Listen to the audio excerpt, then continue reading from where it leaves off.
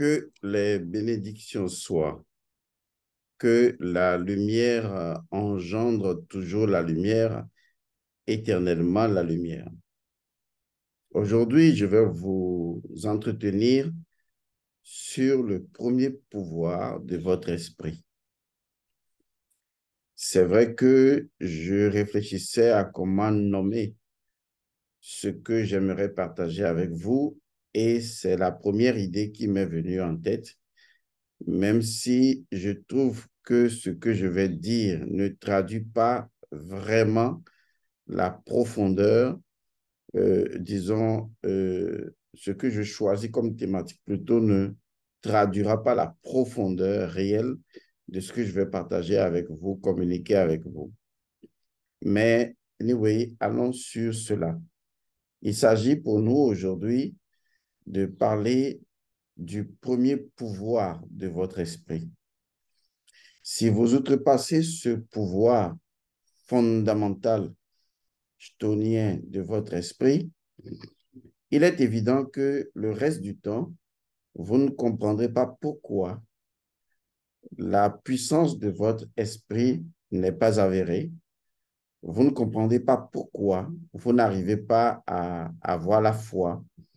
Au-delà de la foi, la certitude, qui a une dimension beaucoup plus scientifique, en intégrant naturellement la foi, vous ne comprendrez pas l'évidence des choses. C'est pour cette raison qu'il est important de comprendre que dans le protocole de votre esprit, il y a un premier stade, une première étape.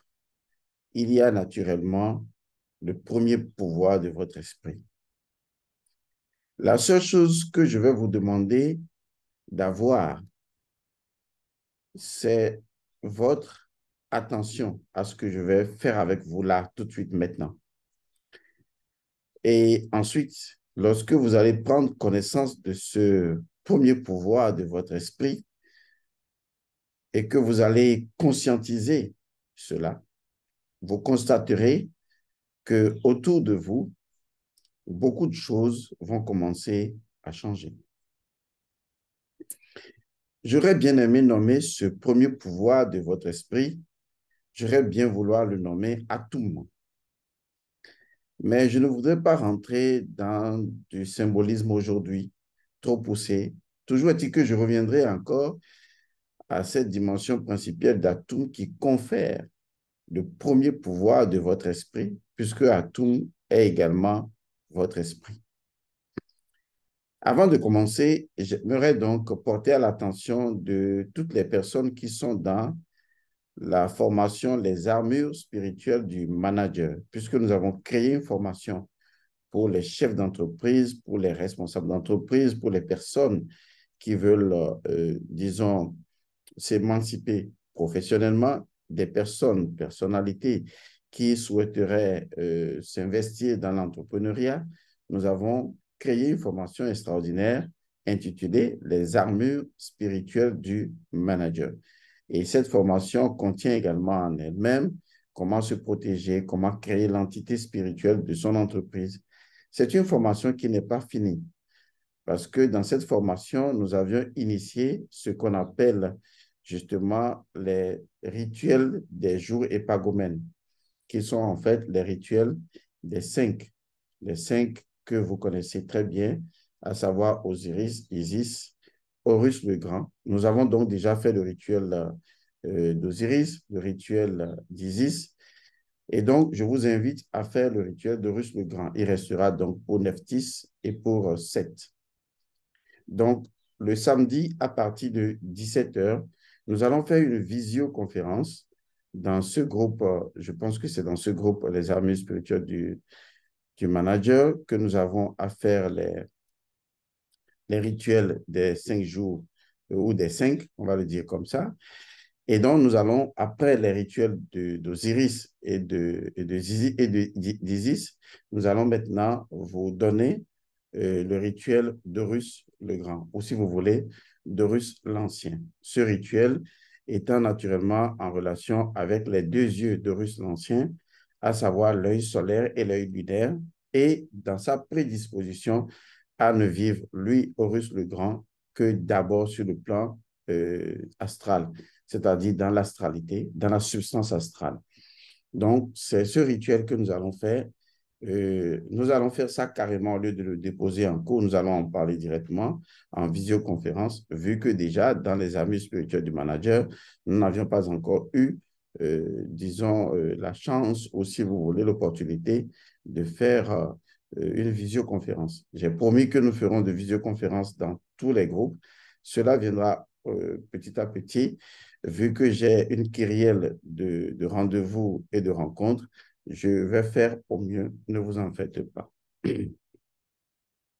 Alors, comme ceci est dit, donc je le répète, le rendez-vous est pris donc pour 17 heures le samedi. Nous allons parler ensemble de ce rituel-là, à savoir donc celui de Horus l'Ancien, si vous voulez, ou bien Horus le Grand. Même s'il y a une nuance, là n'est pas le problème. Et ce rituel fera suite au rituel fait sur Osiris et sur Isis. Donc, ce sera dans les armures spirituelles du manager. Je sais qu'il y a une partie de ce rituel dans une autre formation, étant donné que il y a une formation principale qui a déjà d'abord ce rituel et ensuite nous versons ce rituel à une autre formation. Nous vous donnerons les précisions dans la semaine puisque nous sommes aujourd'hui seulement mardi. Rappelez-vous également qu'à 15 heures, toujours le samedi prochain, nous aurons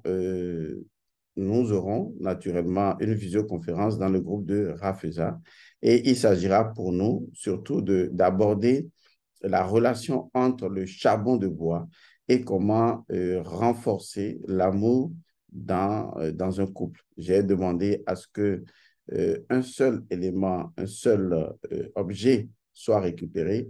C'est l'objet sur lequel, enfin, le drap sur lequel vous auriez fait l'amour avec votre partenaire. Et veillez à faire l'amour de façon très intense, très amoureuse. Veillez à utiliser. Vous pouvez le faire consciemment, hein. Ce n'est pas qu'il faut dérober le drap à l'insu de l'autre, c'est que vous décidez ensemble de renforcer l'union de votre couple et donc vous prenez un drap spécifique ou vous utilisez le même drap et vous faites l'amour sur ce drap pendant longtemps. Vous veillez à ce que chaque moment soit aussi intense que possible et ensuite, naturellement, je vous dirai quoi faire avec votre drap. Toujours dans Rafeza, si nous avons le temps le samedi, nous allons également aborder une autre chose où on le fera dans une autre capsule ou dans une autre visioconférence. Il s'agira justement de voir la relation entre le charbon de bois et la divinité Sapata, mais dans le fait d'utiliser, par exemple, le charbon de bois pour, disons, se connecter à n'importe qui sur la planète Terre. Et cela peut être utilisé soit pour envoyer des missiles négatifs à une personne, tout comme cela peut être envoyé pour retrouver une personne où que l'individu se trouve sur la planète. Cela peut être également utilisé pour créer une intimité avec une personne à distance ou pour ramener une personne. Il y a tellement de possibilités qu'on abordera. Je vous ai déjà dit qu'avec le rituel du charbon de bois, surtout le principe premier du charbon de bois que vous connaissez, et ce principe premier maîtrisé peut vous conférer une quantité de, non seulement des rituels incroyables, mais une quantité de magie disponible et utilisable pour vos besoins quotidiens. Et sachez qu'il y a des, je ne vais pas l'aborder tout de suite, mais on peut également utiliser le charbon de bois à l'intérieur d'un repas, à l'intérieur d'une sauce, par exemple, que l'on est en train de préparer, et retirer le charbon de bois après. Mais ce sera justement un charbon de bois sur lequel on aurait fait un travail spécifique. Vous voyez que le charbon de bois contient donc des pouvoirs immenses et il est important que vous maîtrisiez cela. Grâce au charbon de bois, on peut capturer un envoûtement. Grâce au charbon de bois, on peut capturer une entité spirituelle. Grâce au charbon de bois, on peut justement, disons, se libérer d'une personne qui veut vous envoûter. Il y a tellement de possibilités. Donc, on a fait le point sur ce que nous pourrions faire donc le samedi. Nous avons également le dimanche, on aura d'autres programmes là-dessus. Alors, revenons donc à notre capsule pour les gens qui aiment bien sûr les capsules, le premier pouvoir de votre esprit. Et comme je le disais tantôt, si vous ne le connaissez pas, c'est comme vouloir sauter par-dessus son ombre. Et vous savez que ce ne se fera pas. Parce que quand vous allez vouloir sauter, votre ombre sautera avec vous. Il est donc important de ne pas contourner ce principe, de connaître ce principe. D'abord de le savoir, ensuite de le connaître et naturellement de pratiquer ce principe de façon consciente au quotidien. Car c'est un principe fondamental que j'ai nommé le premier pouvoir ou le pouvoir atum, si vous voulez, mais le premier pouvoir de votre esprit. Qu'est-ce qui fait que votre esprit est esprit? C'est ce que j'appelle les questions impossibles. Parce que si vous ne vous posez pas des questions impossibles, vous ne trouverez pas des réponses possibles. Oui, c'est vrai, je vous taquine, mais c'est sincère ce que je vous dis.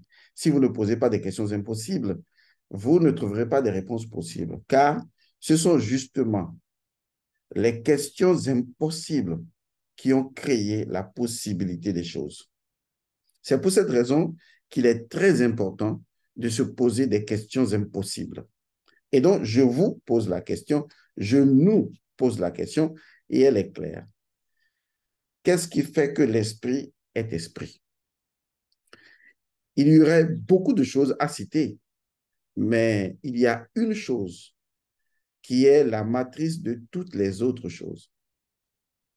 Vous pouvez en avoir une idée, mais encore faut-il que vous connaissiez, compreniez cette chose. La première chose qui fait que votre esprit est esprit, c'est tout simplement que votre esprit est présent. Oui, ne vous emballez pas, calmez-vous. Vous savez que je ne parle pas au hasard et je ne débite pas, je ne suis pas un débile mental. Je vous précise les choses. C'est la présence. C'est ce qui fait que votre esprit est esprit, c'est parce que votre esprit est présent. Si votre esprit n'est pas présent, votre esprit ne peut pas être esprit. Vous direz, mais ce n'est pas nouveau. Attendons de voir. Je ne dis pas simplement que votre esprit est présent, mais je vais le dire autrement. Votre esprit est le présent. Vu ainsi, ça change la donne. Mais seulement lorsqu'on parle métaphysique de la nature, les mots ne sont plus des mots. Les mots sont des entités vivantes. À la limite, les mots deviennent des natures.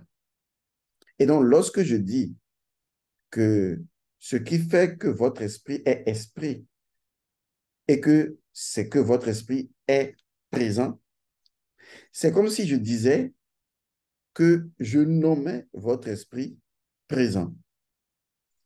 C'est comme si tout de suite, le mot présent n'était plus un mot, mais que le mot présent devenait tout de suite, tout simplement, une divinité.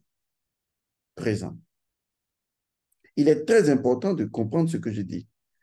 Parce que si votre esprit n'est pas présent ou n'est pas le présent, votre esprit n'est pas esprit. Je ne parle pas de votre mental qui peut être associé à votre mind et qui n'est que le pouvoir exécutif de l'esprit. Je parle de votre esprit. En fait, je parle de l'esprit.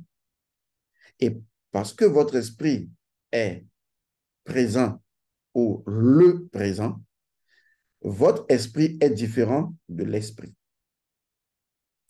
C'est ce qui rend la chose incroyable, mais vraie.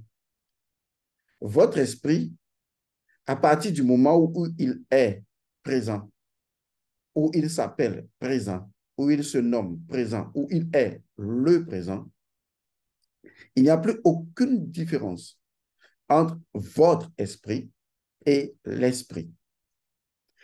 On peut dire qu'il y a une nuance, et la seule nuance, c'est la façon dont vous nommez cela.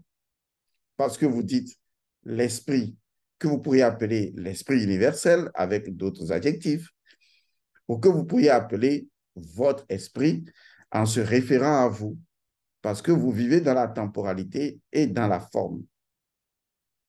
Mais en dehors du fait de nommer cela votre esprit et de le nommer l'esprit ou l'esprit universel, je vous assure, croyez-moi, c'est absolument intrinsèquement la même chose, c'est l'esprit.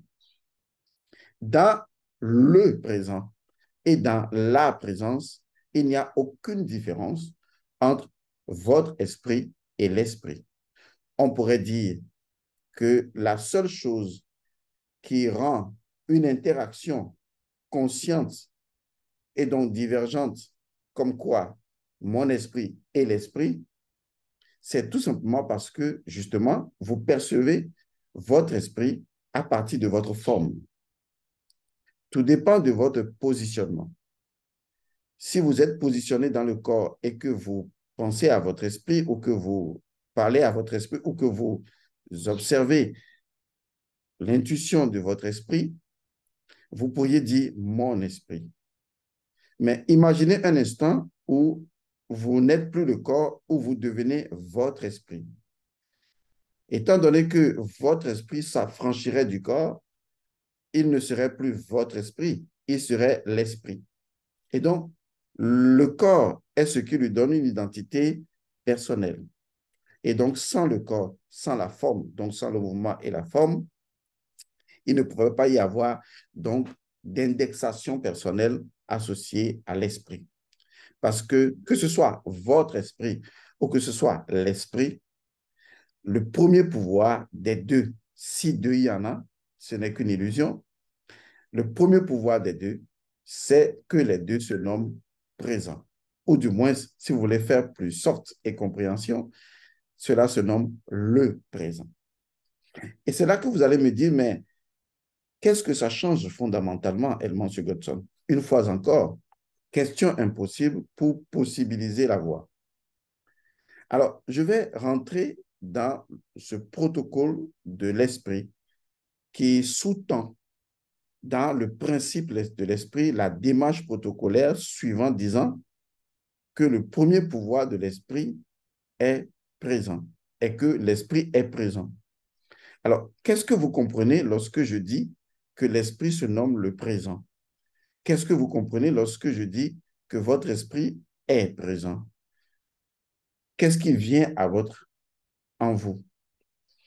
Alors, à partir du moment où vous accédez au champ de compréhension du présent, vous réalisez qu'en fait, votre esprit ou l'esprit, de par le présent, eh bien, on le retrouve à l'intérieur de toute chose.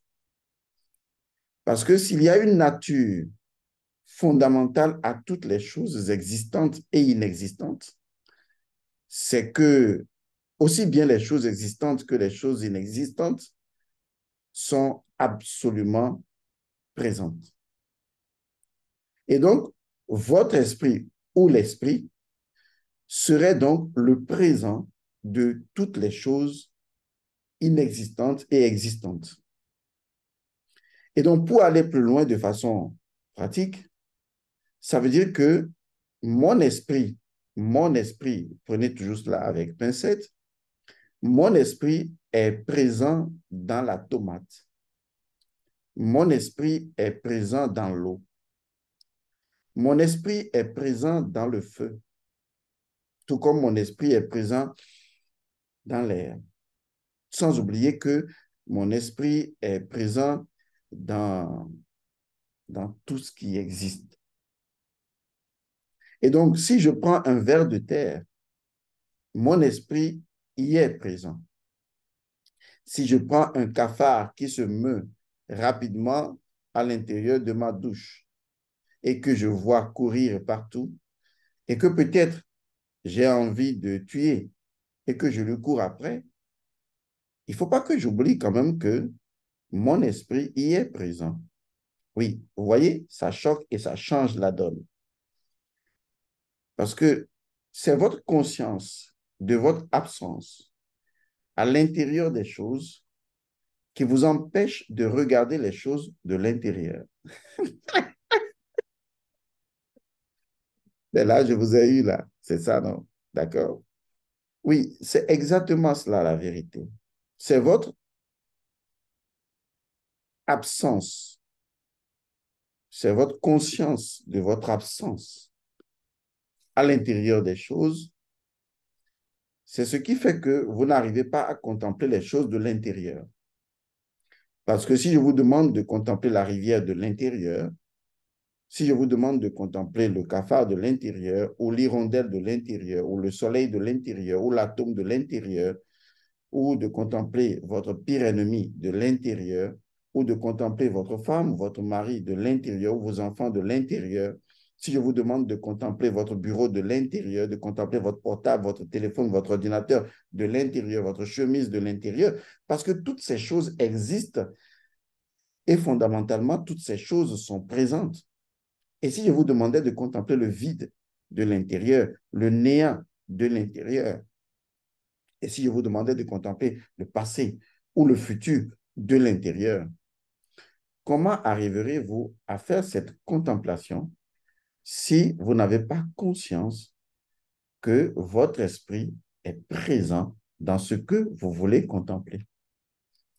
Parce que le sens initiatique de la contemplation, je dis bien le sens initiatique de la contemplation, signifie en fait que c'est vous qui êtes en train de voir vous. Non seulement vous vous regardez, mais vous contemplez, vous voyez.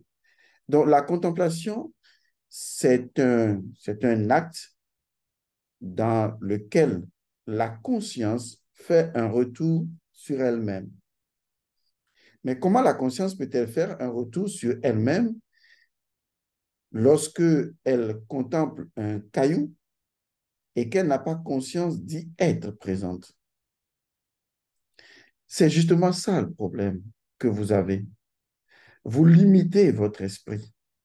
Vous le limitez parce que vous l'absentez, excusez le mot, vous l'absentez de toutes les choses. Quand vous regardez une chose, votre esprit n'y est pas. Quand vous regardez une autre chose, votre esprit n'y est pas. Quand vous regardez autre chose, votre esprit n'y est pas. Surtout quand vous regardez coronavirus ou la maladie ou n'importe quelle maladie, non, votre esprit n'y est pas dedans. Est-ce que vous voyez ce que je veux dire? Et si on arrêtait tout de suite et qu'après cette question impossible, on arrivait à la conclusion qu'en fait, le premier pouvoir de votre esprit ou de l'esprit, c'est la même chose que le premier pouvoir de l'esprit, de votre esprit, c'est tout simplement d'être présent. Et qu'en fait, votre rôle à vous, dans la protocolarisation de cette loi, consiste justement à conscientiser ce phénomène, à conscientiser vraiment ce phénomène. Vous n'avez pas besoin de le faire avec toutes les choses du monde. Vous pouvez le faire tout simplement avec une bouteille d'eau. En fait, vous décidez tout simplement de poser la bouteille d'eau devant vous et de regarder l'eau à l'intérieur, ou la bouteille et l'eau, ça dépend de vous, et de contempler cette chose et de vous poser une question impossible. Et si en vérité, le fait que je sois en mesure de constater la présence de l'eau et de la bouteille d'eau, si le simple fait que je sois en mesure de les contempler ou de la contempler signifiait qu'en réalité, mon esprit y est présent. Et si en fait, mon esprit, dans le premier pouvoir qui est le sien, si mon esprit est présent dans cette eau. En fait, mon esprit est présent dans cette eau. Autrement, l'interaction entre l'eau et moi n'est pas possible. Je regarde l'eau et je prends conscience que cette eau contient le premier pouvoir de l'esprit ou de mon esprit, c'est la même chose, et que ce premier pouvoir, c'est que forcément, obligatoirement, certainement, absolument, mon esprit est présent à l'intérieur de l'eau. Et c'est là que vous allez me dire, mais Monsieur Godson, si mon esprit est présent à l'intérieur de l'eau, mais il n'est pas alors dans mon corps ou il n'est pas dans une autre chose. Il n'y a pas de séparation dans le présent et dans la présence. Parce que l'une des fonctions, je ne veux pas dire l'une des fonctions, le principe premier de la présence, d'accord, et du présent, le principe premier du présent, si vous voulez, je vais l'énoncer comme ça, c'est l'omniprésence. Vous avez toujours cru que l'omniprésence venait, disons, avant la présence. Et donc, vous avez coutume de dire à tout vent, Dieu est omniprésent.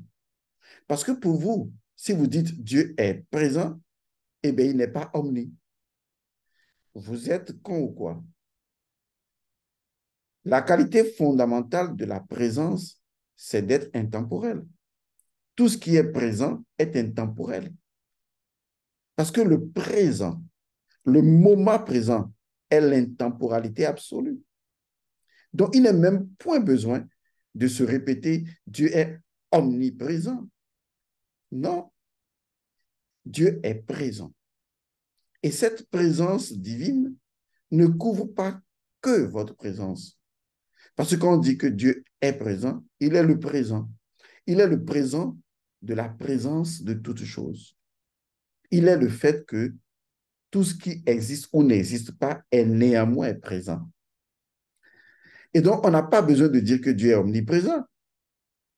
On peut dire Dieu est présent. Dieu est le présent absolu.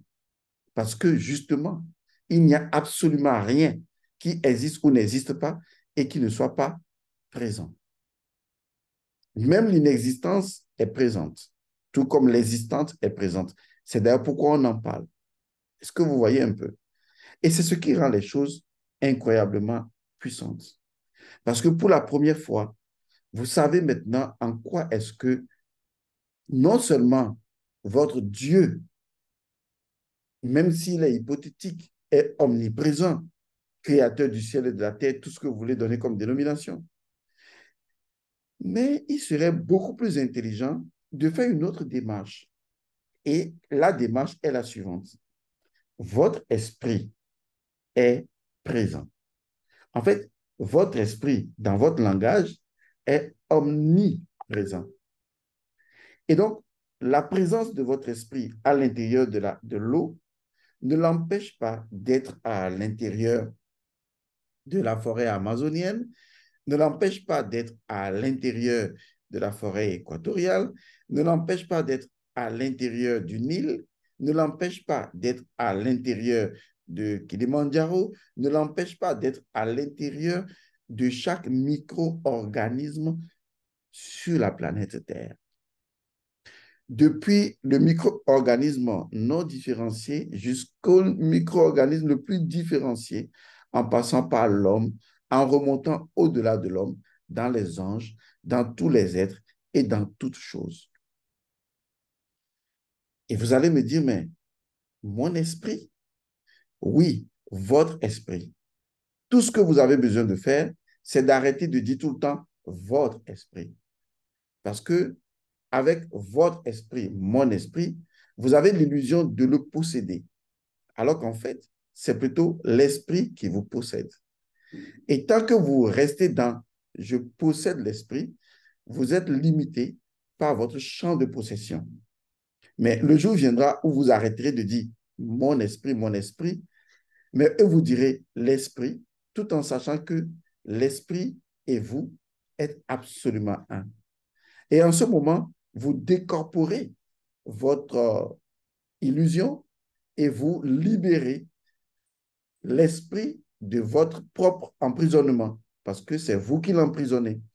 Et une fois que vous l'aurez libéré, en comprenant ce que je viens de dire, vous allez commencer à contempler les choses différemment.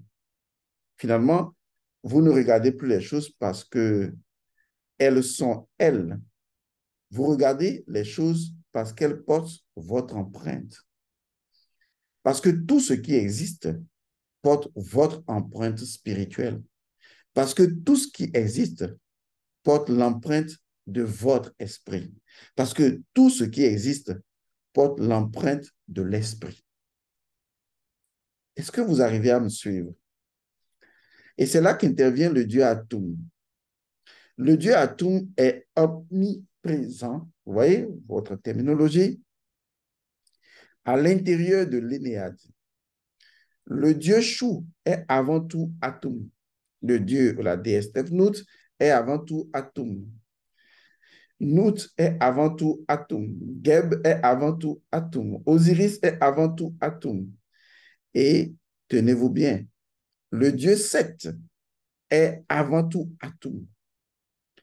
Parce que Atum est la présence sans laquelle aucune de ces divinités ne pourrait être présente.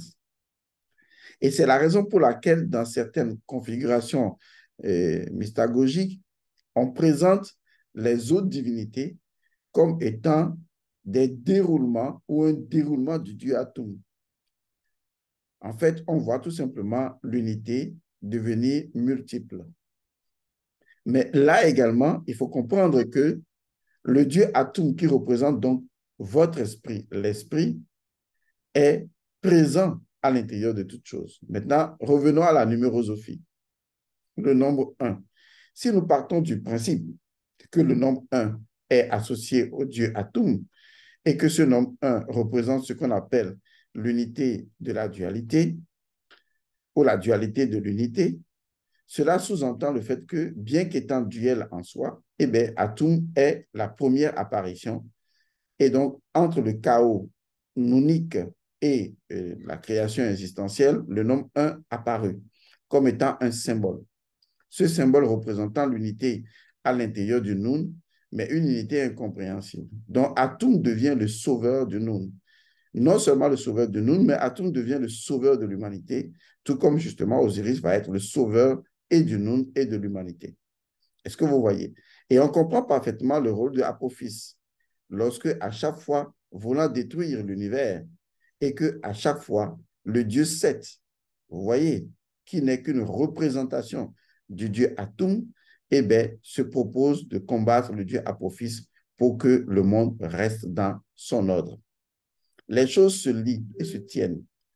Et donc, si on part du principe que le dieu Atum représente la dualité de l'unité ou l'unité tout simplement, eh bien, lorsque nous allons passer aux autres divinités en les nommant numérologiquement et numérosophiquement, peut-être 2, 3, 4, 5, 6, 7, 8, 9, on se rend compte que tous les nombres contiennent fondamentalement le nombre 1 et constituent soit une addition, une multiplication du nombre 1. Et que si nous parlons du 2, c'est tout simplement 1 deux fois. Si nous parlons du 3, c'est toujours l'unité 3 fois. Et si nous parlons du 4, c'est le quaternaire, c'est l'unité 4 fois. Et si nous parlons donc du 6, c'est le sénaire, c'est l'unité 6 fois. Et si nous parlons du septénaire, c'est l'unité 7 fois. Vous constaterez qu'à aucun moment, l'unité n'a été absente. Parce que l'unité est le sauveur, parce que l'unité est la présence. Et la présence est l'esprit. Alors, c'est à vous de me dire, question impossible. Oui, ce sont les questions impossibles qui possibilisent les solutions. Comment est-ce que mon esprit ou l'esprit peut-il arriver à vaincre une situation, sachant, de par ce que je viens d'apprendre, que mon esprit est présente, vous voyez, est présente à l'intérieur de chaque situation. Et c'est là que je vais vous laisser, parce que j'aurais souhaité que vous-même, vous commenciez à voyager pour comprendre les vérités essentielles. Je vous remercie d'avoir suivi donc cette capsule. On se retrouve pour certains dans une autre capsule d'ici demain ou après-demain. Et pour d'autres personnes, on se retrouve dans les formations telles que je les ai énoncées à travers l'annonce faite au début de cette capsule. Je vous remercie de nous avoir suivis et je vous dis paix et bénédiction à vous. Que votre esprit soit.